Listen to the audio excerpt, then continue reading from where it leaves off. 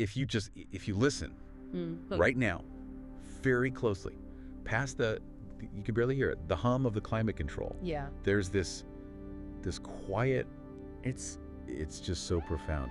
We are, what, 35,000 kilometers up? Sitting here in the apex observation deck, just suspended. And the view. Yeah. Looking down at that glowing blue and white jewel. It demands reverence. And that quiet you're talking about, it's the perfect setting for what we're looking at today, isn't it? It really is. Because the history we're holding, these archived documents, the tethered to the stars, it's all about silence, really. Absolutely. We look at this thing, the space elevator, and we see infrastructure, utility. Yeah. But we forget it has this origin story. An emotional one. Exactly. This document isn't a technical manual. It's a record of the feeling of that first ascent.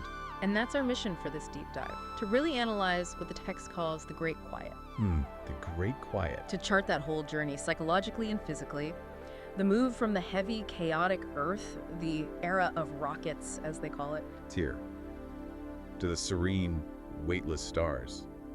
It's not just an engineering shift, it was a cultural one. a complete transformation.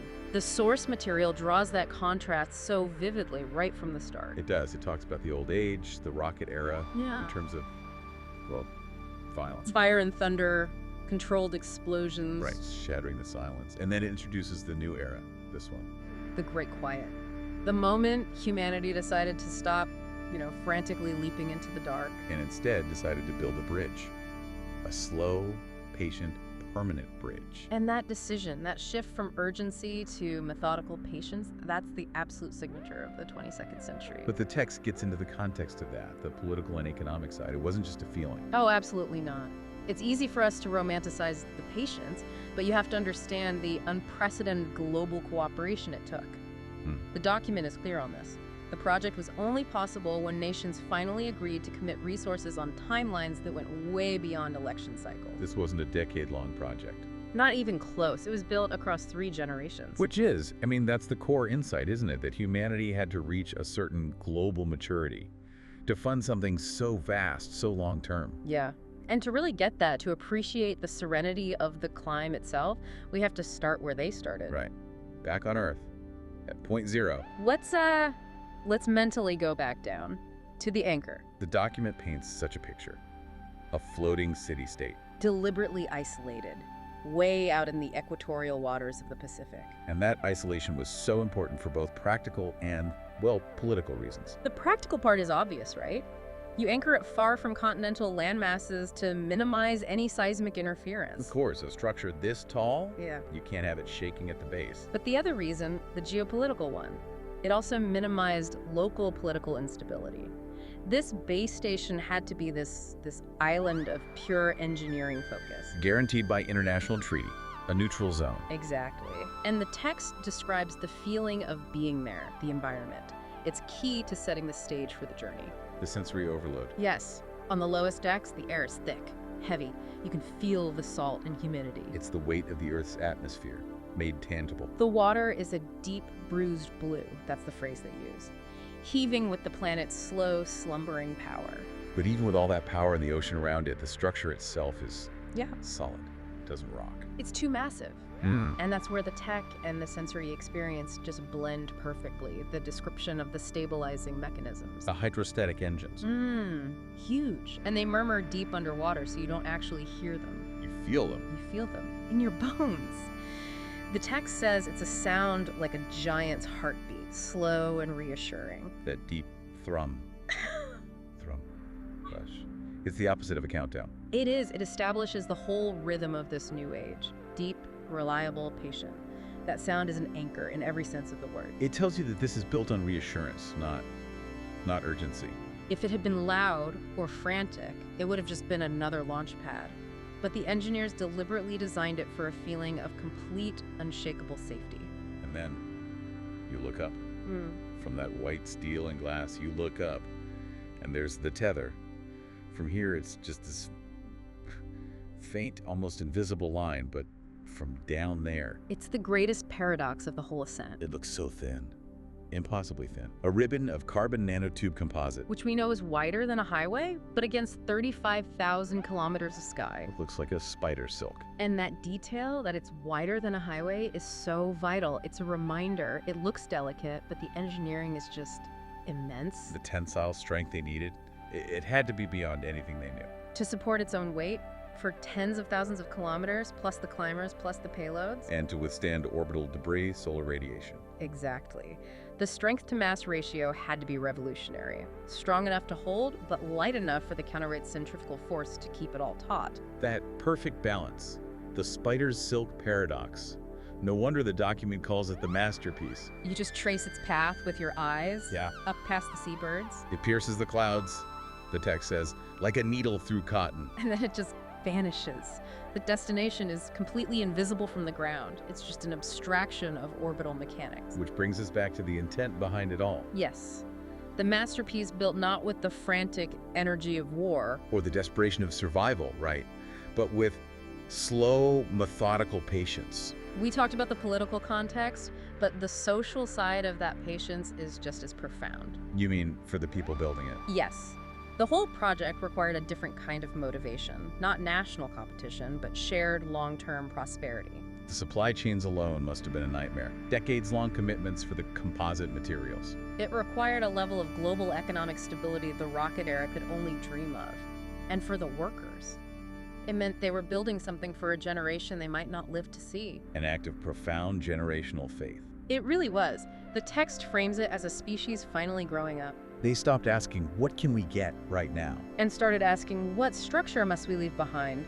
And that whole ethos, that slow, methodical work, it's reflected perfectly in the first moments of the climb. The departure from point zero. The contrast is just Yeah. immediate. The shift from explosion to whisper, from a cramped cockpit to a contemplative lounge. Let's go inside the Ascender carriage. The document describes it not as a capsule, but A room of glass and soft light. A sanctuary. that word, sanctuary, it's so deliberate. It's about peace, contemplation, not just survival. And the design follows that. Comfortable lounges, big windows, and significantly, no seat buckles. Right, because you don't need them. There are no G-forces. The whole point is observation, and the air itself. Cooled, clean to the salt and heat. It smells faintly of ozone and recycled rain. An engineered atmosphere for calm. And the mechanics that allow for that calm? The linear induction motors, the magnetic climbers, They grip the tether, and the power is transmitted wirelessly, or through the tether itself. which allows for this incredibly smooth, non-jerking acceleration. So the initial shift, it isn't a jolt. It's a subtle change in pressure, like a boat leaving the dock. The clamps release, and you're moving. But how do they maintain that speed, the speed of a fast train, without pinning you to your seat? The acceleration is just so gentle, and it's sustained over days, not minutes. Exactly. The change in velocity is so gradual the body barely registers it. The energy is translated into this relentless vertical glide. So you don't feel the force.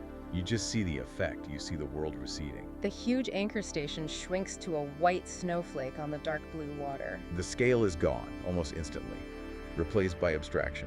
And for that first hour or so, you're still in the realm of weather. You might see rain on the glass, a reminder of Earth. But then comes the first big transition, the cloud layer. The document describes it as entering a world of gray mist, a muffled, cozy solitude. A physical and an acoustic buffer. It's this moment of complete insulation from the world below, a temporary blindness. And that blindness is a psychological threshold. You're crossing the boundary from the familiar to the upper atmosphere. And then, the breakthrough. The sun hits the glass, and the world opens up. Below you, the clouds are now this thick white carpet. The book says it's rolling and tumbling like a slow-motion avalanche. That's the first moment you truly realize your new perspective. You are above the weather. You're looking down on the systems that govern the planet. And the sky above. Yeah. Without all that water vapor, it's a sharper, clearer blue than you can ever see from the surface. And the only sound is that constant low drone of the climbers. A hypnotic white noise that just invites sleep. As that hypnotic cruise continues, and the hours turn into days, we get to the next major stage. The shift in atmospheric colors. This is where the sky stops being friendly and starts becoming frighteningly vast. It's the primary marker of your departure from the atmosphere. And one of the first effects is the sunset. Because of your altitude, it's extended, protracted. It's not the sudden event, it is on the ground. Yeah, It becomes right. this long meditative spectacle. You watch the light change from gold to a deep burning orange, and it paints the clouds thousands of feet below you in fire and violet. You're watching the planet's atmospheric shell filter light in real time. And then you sleep, and when you wake up after that first night, the familiar blue is gone. You're in the stratosphere now, and the sky is a rich, regal indigo. Less air to scatter the blue light, so the deeper part of the spectrum dominates. And from here, the view of Earth is just fundamentally different. The horizon is a grand arc. The Pacific Ocean is a sheet of textured glass. You start to see the planet as a coherent system. The document points out how you see massive storms, hurricanes, Things that mean chaos and terror on the surface. and from up there, they're just mere eddies in a stream, tiny and insignificant. That's the first real existential perspective shift. Your localized concerns just get dwarfed by the global reality. But the climb just keeps going, steady, and with more altitude, the color starts to drain away. You enter the mesosphere, the thermosphere, the indigo fades. The text says it's drained away by the vacuum. And what replaces it isn't night, it's something else. The absence of atmosphere. The true void. And the light becomes brutal. The sun isn't a warm orb anymore. It's a stark, unblinking spotlight. Absolute light, absolute darkness. Unforgiving shadows. And it's here that the stars finally come into their own. Ghost-like at first, then they sharpen. As the last bit of atmosphere falls away, they become these brilliant, unmoving diamonds. You lose the atmosphere, the thing that keeps you alive. Yeah. But you gain the universe in its sharpest focus. And the Earth becomes a planet, Yeah. not a landscape. You see the continents, the browns of Australia, the greens of Asia framed by clouds. You're no longer on it, you're around it, which sets the stage for the true climax of the journey. The deepening silence and the softening of gravity. The silence becomes the main character, really. Mm. The air outside is too thin to carry the sound of wind. So the external world is literally silent. The only sound left is that internal low hum of the climbers. That constant hypnotic white noise, the reminder that the machine is still working. But otherwise, no turbulence, no wind, nothing. You're alone in the middle air. And that quiet, it demands contemplation. It even started to affect the people who built this thing. Ah, that anecdote in the text about the builders. Yeah. The construction crews who spent months, years in the upper sections, they started speaking in whispers. Even over their comms. Exactly. It was as if the sheer majesty of the height commanded it. The act of weaving a rope in the void, inch by inch, day by day, it gave the work a spiritual weight. The structure felt permanent, like a root growing upward. With that permanence, it couldn't have been perfect. I mean, this idyllic quiet is beautiful, but what about maintenance? Micro-impacts. That's a great point. And that's where the methodical patience meets high-stakes reality. Major repairs were scheduled in cycles that were decades long, but yes, unexpected things happen. A thermal stress crack, a micrometeoroid hit. So what do? Did the slow patience go out the window? No, and this is the genius of it. The urgency was managed. The repair protocols were pre-engineered to be precise and slow to minimize error, even when time was critical. So stability always won over speed, even in an emergency. Always. And as that stability carries you higher, the second great shift happens. Gravity begins to soften. The text marks the halfway point, around 17,000 kilometers. And it describes it as a gradual shedding of burdens. Not the stomach drop of a rocket burn. It's a slow, therapeutic release. Your arms feel lighter, your head feels clearer, the pressure in your chest eases. It's as if the earth is slowly loosening its grip. A physiological process. Yeah. The document mentions the cognitive shifts. It does. As gravity softens, your body isn't fighting it anymore. Blood flow changes, your muscles relax. Climbers reported this incredible sense of mental clarity, deeper sleep, less physiological stress. It allowed them to actually be present for the journey. And by the seventh day, it's almost gone. Gravity is replaced by the subtle counterpull from the counterweight above you. And movement becomes that dreamlike grace. Pushing off a wall with one finger, floating from one window to the next, the carriage was designed to let you acclimate to weightlessness before you even arrived. It's just so humane compared to the old way. And then the final environmental transition. You cross into true functional space. The sky is now velvety, infinite black. It has depth, texture, and the stars are a blazing chorus. Cold, steady fires that don't twinkle. The Milky Way, no longer a faint band. It's a river of spilled milk. The unfiltered cosmos, in all its overwhelming glory. And down below, Earth has become a marble. A glowing blue and white jewel, suspended in nothing. And the document captures the psychological impact of that view perfectly. It looks fragile from here, silent. And that fragility is tied directly to the reduction of human noise. The wars, the storms, the chaos of billions of lives. It's all reduced to a silent, spinning beauty. From this vantage point, human conflict loses its gravity. It seems solvable. And this experience, this democratized awe, it was no longer just for a handful of astronauts. It was attained through quiet patience. And that changed everything. It created a shared awareness of our planet's fragility. And as you keep climbing, the destination finally becomes visible. The counterweight. The anchor in the heavens. So just to be clear on the mechanics, why is it at 35,000 kilometers? That's geostationary orbit. We're very close to it. The Earth rotates once every 24 hours, and at that altitude, so does an object in orbit. So it stays fixed over the anchor point on the equator? Exactly. And the counterweight is massive, and its orbital speed generates this huge outward centrifugal force. Goes pulling up. While Earth's gravity is pulling down, and the two forces are perfectly balanced, keeping the entire tether taut. And it glimmers, the text says, like a new star. The approach marks the end of the hypnotic cruise. You start to decelerate. The hum of the climbers changes pitch. It slows, deepens. And the arrival.